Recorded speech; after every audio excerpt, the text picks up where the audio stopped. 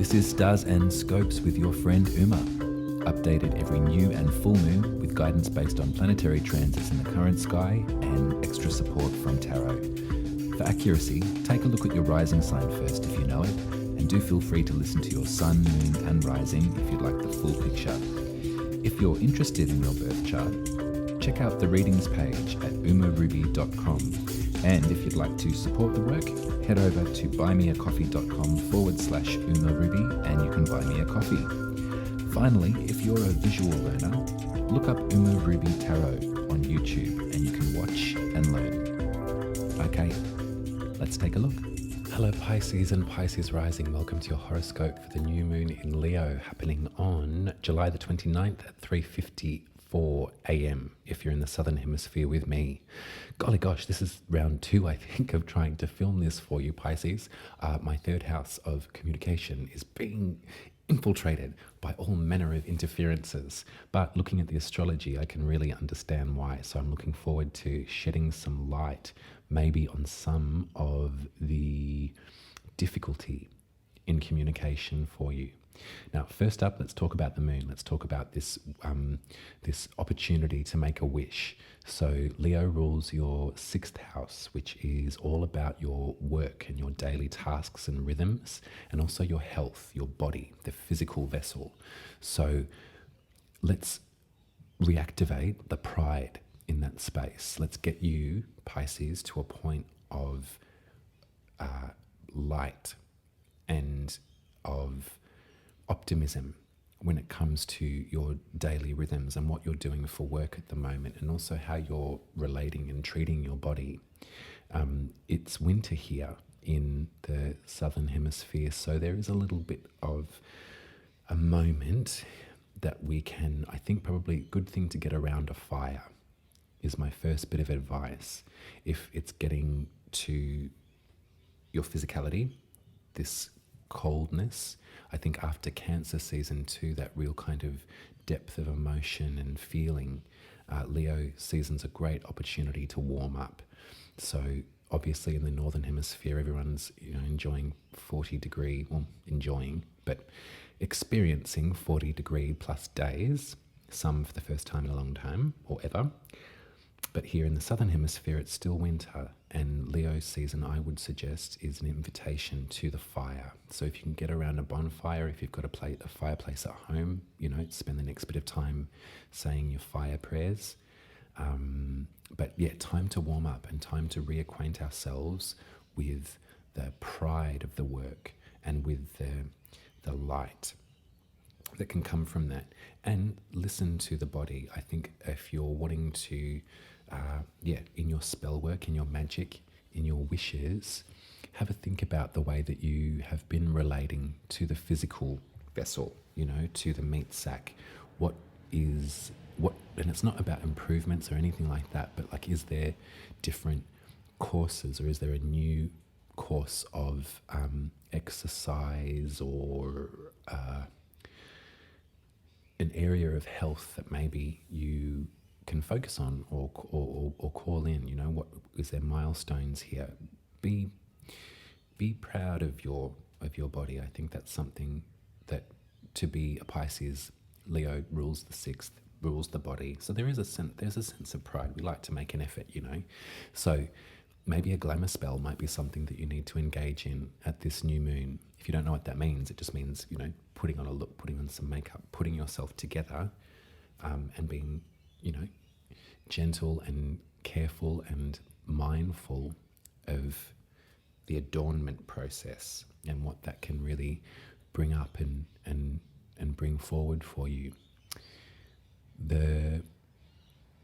Our work is something to be proud of. And I think that if you're a Pisces rising, there may be in a high vibration, and when you're on a roll, then you're right in the back of that line. I tell you what, you are living. And I think that there's something to do with not being able to focus, or not being able to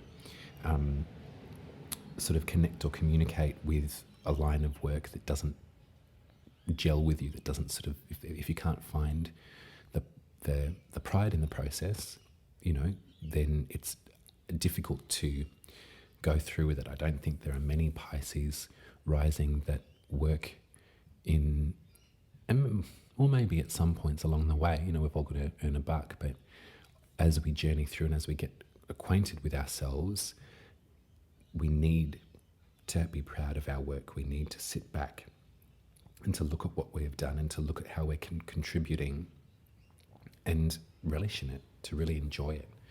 So at this new moon, I'd love for you to sit by the fire if you're in the southern hemisphere, and to really start imagining what you can call into your workspace if it is feeling a bit stiff or is feeling a bit out of alignment. How can you realign? I think might be some really good advice for this new moon. So a couple of days after this happens, there is a pretty mega conjunction that's on the way.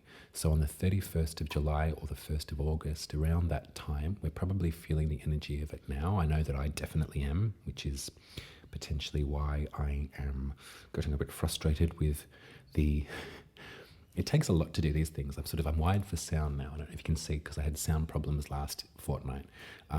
I've had to record this one twice because I deleted accidentally the audio file, and I want it to sound beautiful for you. I take pride in this work. I want it to look and sound good.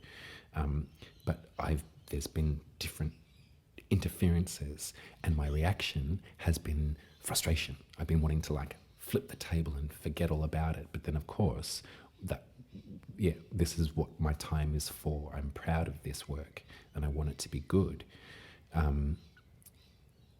So this can be explained by this triple conjunction. So Taurus has been having a bit of a hard time of it for the past, since November, because we're on that Taurus-Scorpio axis. Eclipses, all of that stuff is playing out there. So we've had these conversations. This triple conjunction is also happening in Taurus, and it has a part to play with the eclipse axis.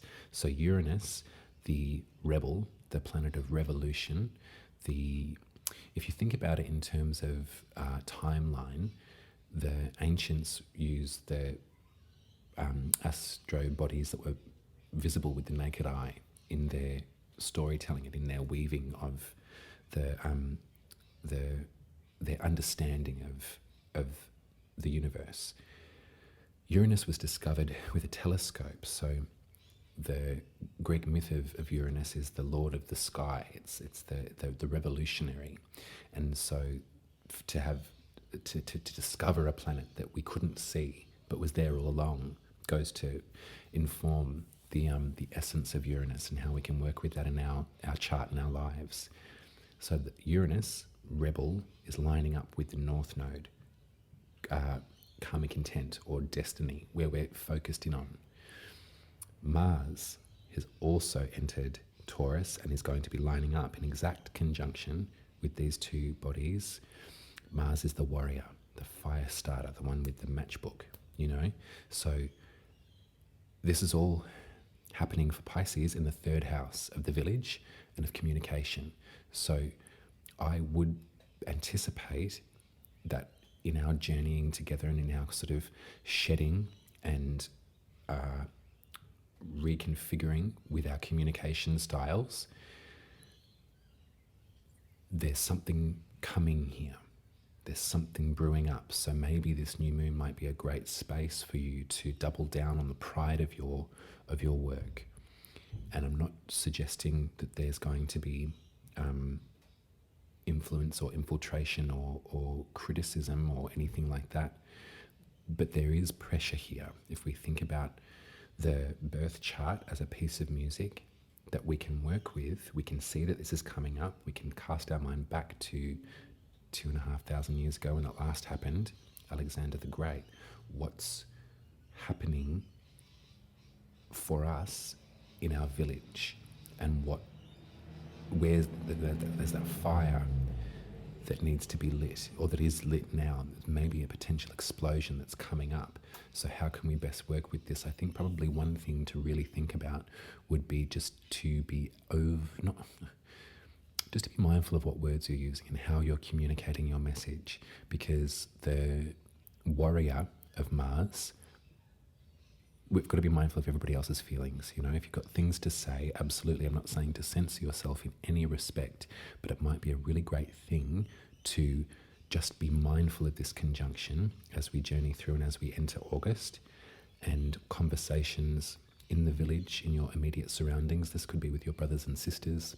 This could be with your neighbours. This could be with any kind of localized environment. It's really how your message is getting across.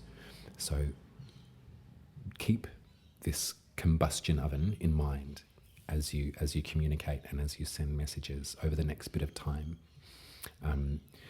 while riding the back of that lion, and while being really proud of your work and proud of your body as well.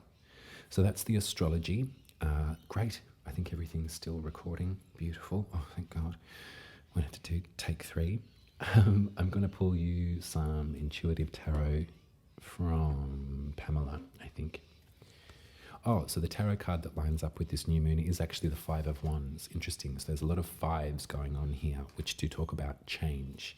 The 5 of Wands is a test of will in some respects.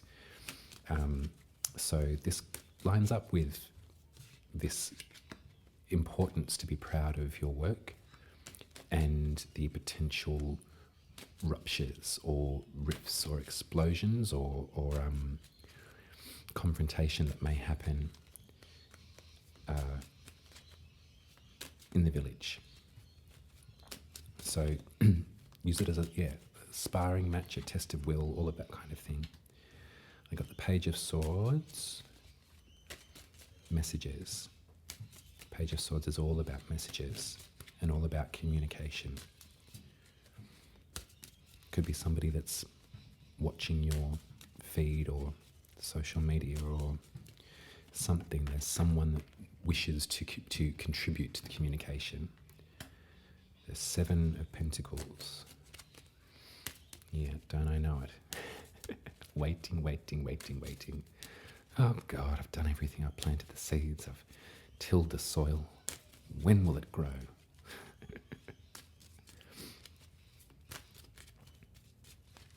One more. I want 3 cards, please, Spirit. 3 cards.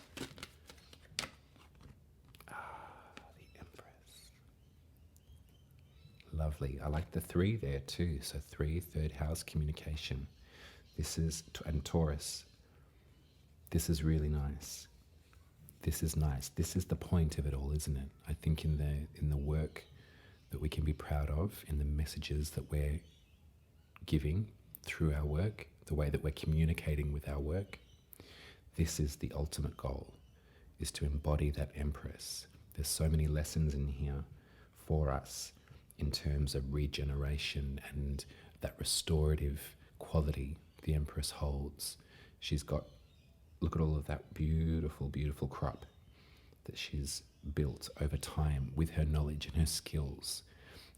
This is us at the moment, you know, waiting on the precipice. Okay, so everything's been laid out. I've done all the, planted the seeds. Yep, check. Okay, yep. God, I'm exhausted. The sun's beating down on me. I'm just, this is us at the moment. But this energy is interesting to me. I wonder who this is, because this person is almost as if, you know, it could be somebody, it could be somebody younger than you, or like there's somebody in your periphery that's hanging on your every word and is listening and watching and waiting to contribute and to, they're receiving the lessons that you're putting out there, they're receiving the communication. So I think that a lot of this has to do with reminding ourselves of this energy. And, you know, we're not to feel responsible for influencing them, or we're not to feel responsible for their, you know, this is their own journey, this individual. But when it comes to moments of frustration and exhaustion and anger or whatever it is, you know, those moments of just wanting to flip the table, those real Uranus moments, keep in mind that that's happening up there. So this is leading to this. This is where we want our 3rd house to be. This is our Taurus. This is our communication. This is why we do the work that we do, is to help others embody this rhythm within themselves. and they're listening. They're always listening.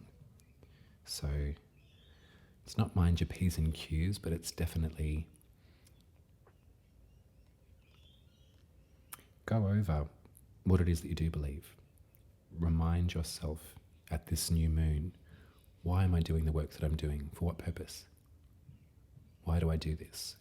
How can I reacquaint myself with the pride in the work?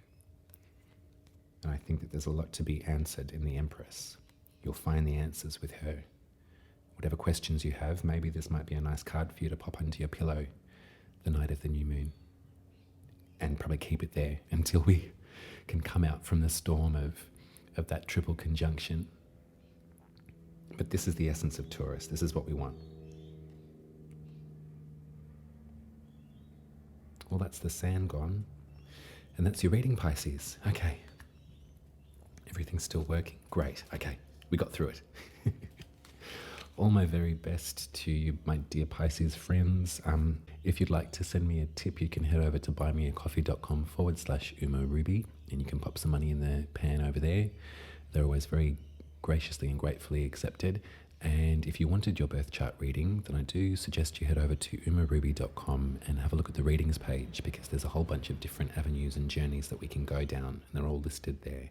I've been doing having some really great moments with some people over the past weeks using this new reading system, and it's been really beneficial. I've been really enjoying it, and I think, a lot of discoveries have been being made, and the pride of the work is building in me.